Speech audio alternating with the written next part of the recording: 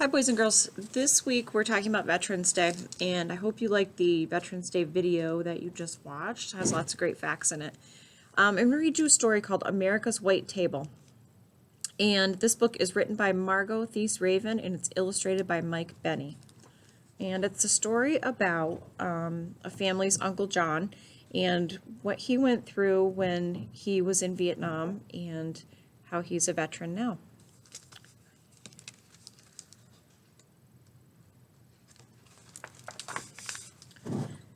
It was just a little white table, but it brought tears of pride to my Uncle John's eyes the Veterans Day he came for dinner and stood by it, except for one person, even though nobody would be eating at it. It was just a little white table, but earlier that day Mama had told Gretchen, Samantha, and me the little white table we were setting for Veterans Day was just like the ones that have stood across America in the dining halls of the Army, Navy, Marine Corps, and Air Force since the Vietnam War ended.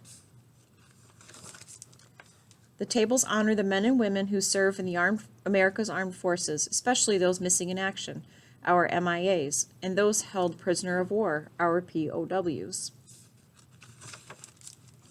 It was just a little white table, but it felt as big as America when we helped Mama put each item on it and she told us why it was so important. We use a small table, girls, she explained first, to show one soldier's lonely battle against many. We cover it with a white cloth to honor a soldier's pure heart when he answers his country's call to duty. We place a lemon slice and grains of salt on a plate to show a captive soldier's bitter fate and the tears of families waiting for loved ones to return, she continued. We pushed an empty chair to the table for the missing soldiers who are not here. We lay a black napkin for the sorrow of captivity and turn over a glass for a meal that won't be eaten, she said. We place a white candle for peace and finally a red rose in a vase tied with a red ribbon for the hope that all our missing will return someday. Mama finished speaking just as sunlight spilled on the table and filled the overturned glass.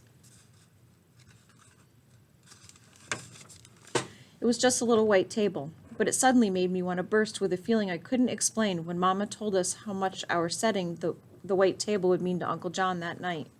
Then she told us something we didn't know. Our Uncle John, who gave us big bear hugs and spun us with airplane twirls and called me his Katie girl, was a POW in Vietnam before we were born. It was just a little white table. But it gave us the courage to ask Mama what happened to Uncle John in Vietnam. She quietly told us his story. When Uncle John served in Vietnam, he was sent on a rescue mission and his helicopter was shot down behind enemy lines, she began. And he and his 3 crew members were taken prisoner.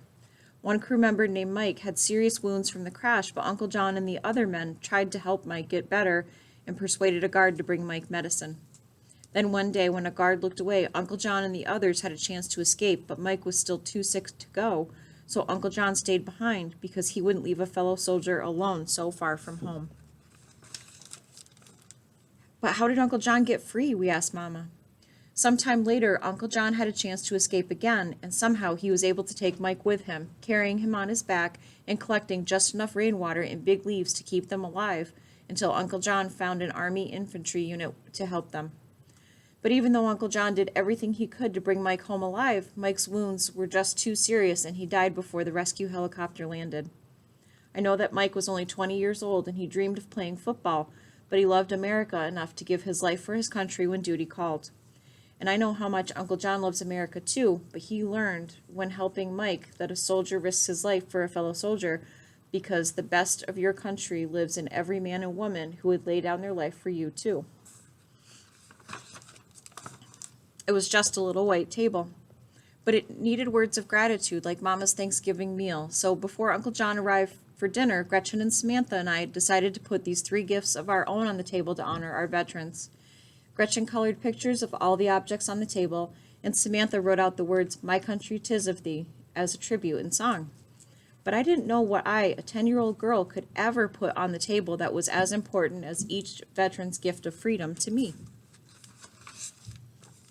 It was just a little white table, but I looked at it all dinner long, and in the quiet inside me I could almost hear the silent soldiers of the empty chair saying, "Remember us, please. We are real people like your Uncle John and Mike who left families and friends, homes, and dreams of our own to protect your birthright of liberty from disappearing as easily as sunlight from a glass.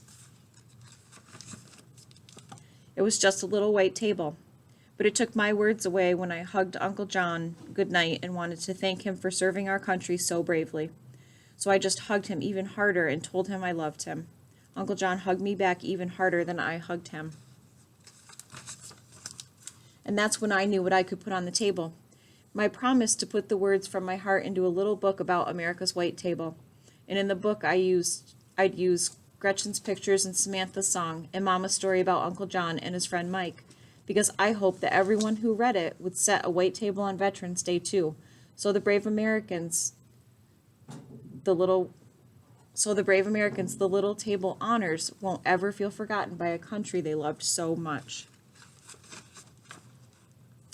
Then in the salt on the little white table, I traced the grains of their family's tears, what each man and woman who serves America is to me, a hero.